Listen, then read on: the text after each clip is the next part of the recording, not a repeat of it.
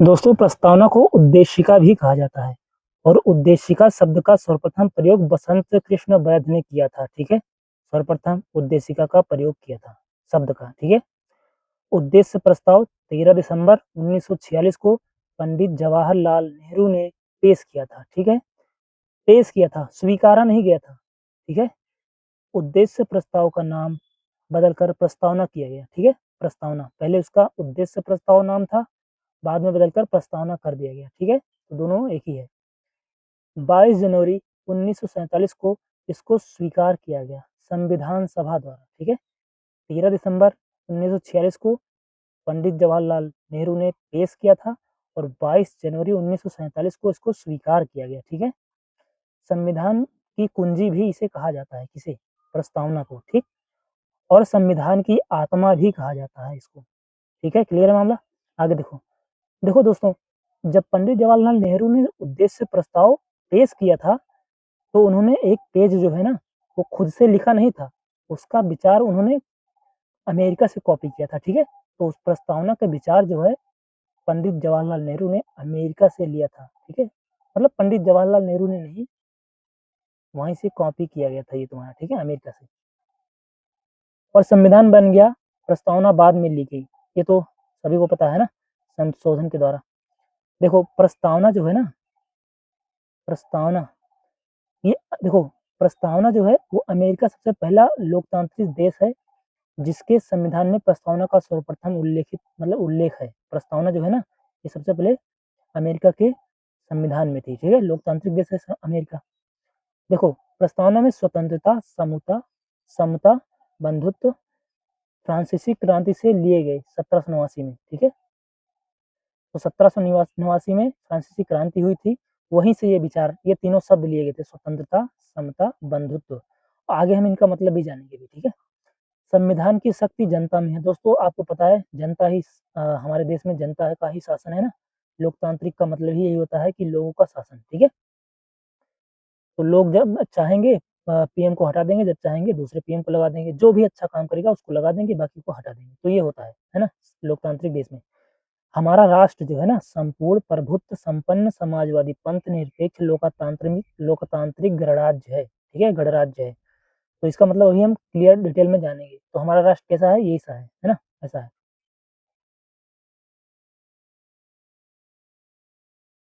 देखो ध्यान से, 26 नवंबर 1949 को अंगीकृत, अधिनियमित और आत्मर्पित किया गया। मतलब समझते हो इसका? 26 नवंबर 1949 को, ध्यान से देखो, संविधान को देखो, मैंने अभी बताया आपको, संविधान को मतलब उद्देश्य प्रस्ताव को 13 दिसंबर 1946 को नेहरू ने पेश किया, 22 जनवरी 1947 को स्वीकार किया गया और 26 नवंबर 1949 को इसको आत्मर्पित किया गया, संविधान में इसको जगह मिली। ठीक है, तो ये है मामला।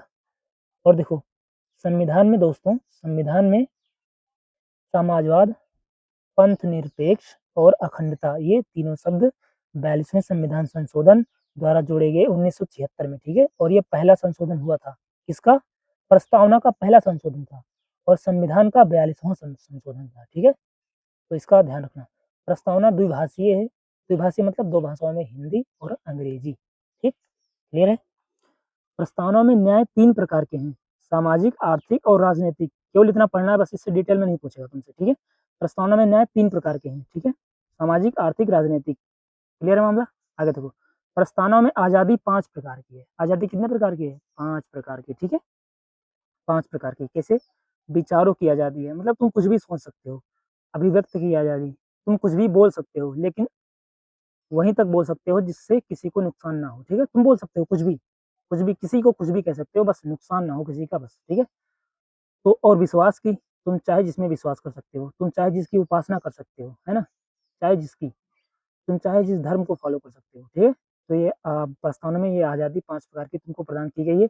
और इनकी व्याख्या मूल अधिकार, ठीक है, मूल अधिकार और तुम्हारे directive principle of state policy, यानी कि राज्य के नीति निर्देशक तत्व में बात की गई है इसकी। ठीक है, प्रस्तावना की डिटेल में, यानी कि व्याख्या। ठीक है, उनकी। तो प्रस्तावना में आजादी 5 प्रकार की है। ठीक है, समता 2 प्रकार के प्रदान की गई है। प्रतिष्ठा और अवसर की, ठीक है। ये क्लियर है मामला, ठीक है। के एम मुंशी ने प्रस्तावना को भारत की जन्म कुंडली कहा, ठीक है। जन्म कुंडली किसने कहा भारत की जन्म कुंडली? के एम मुंशी ने। अल्लादी कृष्ण स्वामी ने कहा था प्रस्तावना भविष्य के सपनों का विचार है, ठीक है, ध्यान रहे। सुभाष कश्यप ने कहा था कि संविधान शरीर है, संविधान शरीर है तो प्रस्तावना उसकी आत्मा है, ठीक है। ये तीनों लाइन अच्छे से ध्यान रखना। आगे देखते हैं दोस्तों, समाजवादी। इसका मतलब होता है समाज के सभी संसाधन, जितने भी पेड़ पौधे हैं ना, ये सब समाज के मध्य विवेकपूर्ण तरीके से अपनाना और वितरित करना, ठीक है। मतलब जो समाज के संसाधन है हमारे देश के, वो समाज के मध्य में विवेकपूर्ण तरीके से वितरित करना ही समाजवादी का लक्षण है, ठीक है। तो हमारा देश जो है वो समाजवादी विचारधारा पर है और मिश्रित है इसमें, है ना, थोड़ा पूंजीवाद भी है इसमें, ठीक है। समाजवाद भी है, पूंजीवाद भी है। समाजवाद का मतलब होता है कि संसाधनों का समाज के मध्य विवेकपूर्ण तरीके से वितरित करना, ठीक है, सभी संसाधनों को। लेकिन थोड़ा पूंजीवाद है, जिसके अंदर ज्यादा, जिसके पास ज्यादा पैसा रहेगा उसके पास ज्यादा संसाधन रहेंगे, थोड़ा ये भी है मामला, ठीक है। तो भारत में नेहरूवादी मिश्रित समाजवादी मॉडल को अपनाया गया, मिश्रित समाजवादी मॉडल को अपनाया गया, नेहरूवादी, ठीक है। पंथ निरपेक्ष का मतलब होता है भारत सरकार किसी भी धर्म पंथ का ना ही समर्थन करेगी और ना ही उसका विरोध करेगी, ठीक है।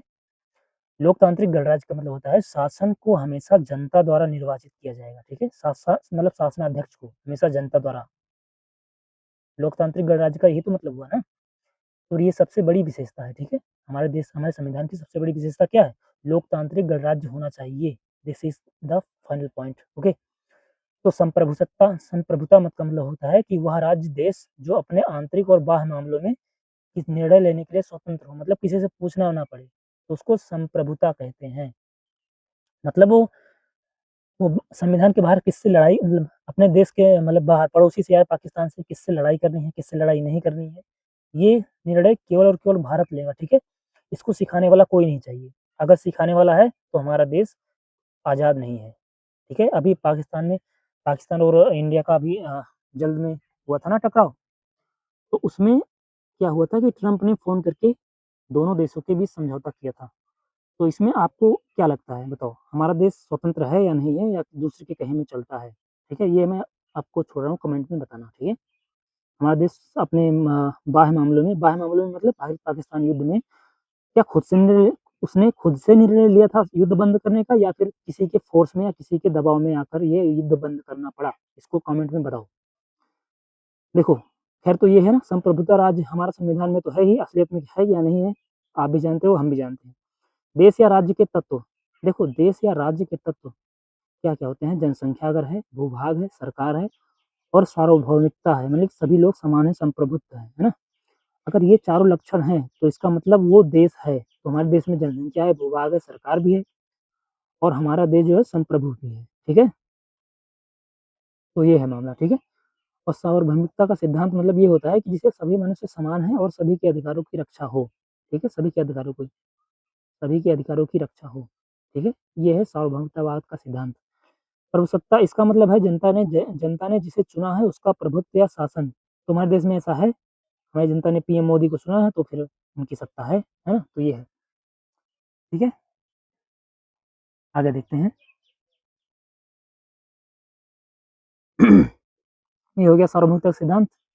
प्रस्तावना संविधान का भाग है अथवा नहीं, ये भाई साहब बहुत ही वाद है इसमें, इसको हम क्लियर देख लेते हैं एक बार। देखो, सबसे पहले मैं क्लियर कर दूं, भाग है और इसमें संशोधन भी किया जा सकता है, लेकिन इसके मूल ढांचे में परिवर्तन नहीं किया जा सकता, ठीक है। और मूल ढांचा क्या है भाई? किसी की स्वतंत्रता ही छीन लो, ये तो मूल ढांचा नहीं है, ये तो मतलब ये तो मूल ढांचे में नहीं आता है ना। तो उसको क्या करो कि इसमें क्या होता है कि जैसे किसी की स्वतंत्रता है, ये संविधान का, देखो संविधान हमारा जो है इसमें कुछ मूल ढांचे हैं, जैसे हमारा संविधान किसी की स्वतंत्रता छीन नहीं सकता, ये मूल ढांचा है। तो प्रस्तावना में संशोधन तो कर सकते हो, लेकिन मूल ढांचे में परिवर्तन ना हो, ठीक है, ये ध्यान रहे। नहीं तो किसी की स्वतंत्रता ही छीन लो, तो ऐसा संविधान हमें अधिकार नहीं देता संसद को, ठीक है। तो ये है। तो कुछ बात देखो, री वेरुवारी यूनियन विवाद, ठीक है, री वेरुवादी और यूनियन विवाद इन दोनों के बीच में हुआ था तो 1960 में। इसमें क्या कहा था? तो माननीय सर्वोच्च न्यायालय ने प्रस्तावना को संविधान का भाग नहीं माना था, इस वाद के अंतर्गत, ठीक। क्लियर है। दूसरा है केशवानंद वर्सेस केरल राज्य। ठीक, क्या है, केशवानंद भारती वर्सेस केरल राज्य 1973 में आया था और ये सबसे महत्वपूर्ण है भैया साहब। ठीक है, इसके अंतर्गत प्रस्तावना को संविधान का भाग माना गया। ठीक है, माना गया। अगर पेपर में आएगा कि केशवानंद भारती वर्सेस केरल राज्य के मामले में संविधान को प्रस्तावना को संविधान का भाग माना गया या नहीं, तो तुमको बताना है हाँ माना गया था। ठीक है, संविधान भाग हो गया है, अब तो संशोधन भी हो सकता है। तो क्लियर है, संविधान का भाग प्रस्तावना जो है संविधान का भाग मानी गई, जब मानी गई तो संविधान में संशोधन हो सकता है, तो संविधान के भाग में भी संशोधन हो सकता है। और चूंकि प्रस्तावना संविधान का भाग हो गई है तो संविधान प्रस्तावना में भी संशोधन भी हो सकता है। ठीक है, मूल ढांचे को नुकसान ना हो, मैंने अभी बताया आपको। ठीक है भारतीय संसद कभी भी संविधान सभा के बराबर नहीं हो सकती है, ये तो है मामला। उस समय लोग बहुत ही टैलेंटेड थे और इस समय आप देख सकते हैं कैसे हैं। ठीक है, तो हाँ ये हो गया। उस समय मुख्य न्यायाधीश सर्वमित्रा सीकरी थे, ये इंपॉर्टेंट है, देख लो शायद यूपीएससी में आ जाए अगली बार, मतलब इस बार। तो केशवानंद भारती बनाम केरल राज्य के मध्य जब ये वाद हुआ था, टकराव हुआ था, तो उसमें तुम्हारे सर्वमित्रा सीकरी थे तुम्हारे मुख्य न्यायाधीश। ठीक है, और इसमें 13 अन्य न्यायाधीश थे, 13। ठीक है, और इसमें जो संविधान का भाग माना गया, इसमें से 13 में से 6 लोग कह रहे थे नहीं और 7 लोग कह रहे थे हाँ, तो केवल एक लोग ज्यादा थे, इसलिए इसको संविधान का भाग माना गया प्रस्तावना को। ठीक, और आगे देखते हैं। अभी आगे है तुम्हारा, बस ये लास्ट है, इसके बाद खत्म है मामला। ठीक है, तो एसआर बोम्मई बनाम यूनियन ऑफ इंडिया, इस वाद में क्या किया था, तो भारत को धर्मनिरपेक्ष बताया गया। ठीक है, क्या बताया गया था, धर्मनिरपेक्ष, यानी कि भारत भाई साहब किसी भी धर्म का समर्थन नहीं करेगा। ठीक है, लेकिन इस समय समर्थन कर रहा है या नहीं, इसको कमेंट सेक्शन में खटाक से बताओ, और किसका समर्थन कर रहा है। LIC versus capital of India, प्रस्तावना में संशोधन किया जा सकता है, न्याय योग्य नहीं है। इसका मतलब ये है कि प्रस्तावना में संशोधन तो किया जा सकता है। ठीक है, किया जा सकता है संशोधन, और संशोधन में किसी को ठेस पहुंच गई तो बेचारा न्यायालय नहीं जा सकता। ठीक है, किसी को सम्मान की ठेस पहुंच गई या किसी के लिए गलत बात लिख उठी उसमें, तो जिसके लिए गलत बात लिख उठी वो संविधान मतलब न्यायालय नहीं जा सकता कि भाई प्रस्तावना में ये गलत चीज लिखा है, इसको हटाओ, इससे मुझे नुकसान हो रहा है, तो वो जा नहीं सकता। ठीक है, तो ये न्याय योग्य नहीं है, तो जो लिख उठा है, खत्म मामला। तो यही यहाँ पर लिखा है, प्रस्तावना में लिखी किसी बात को लेकर आप न्यायालय नहीं जा सकते। क्लियर है, तो इतना पढ़िए आप, इससे बाहर मेरे ख्याल से तो क्वेश्चन नहीं जाएगा। और आपकी क्या राय है कमेंट सेक्शन में, ये लेक्चर कैसे लगा कमेंट सेक्शन में बताओ, जिससे मैं आपके लिए आगे भी ऐसे चैप्टर लाता रहूंगा। ठीक है, तो मिलते हैं एक नेक्स्ट वीडियो में, तब तक के लिए जय हिंद।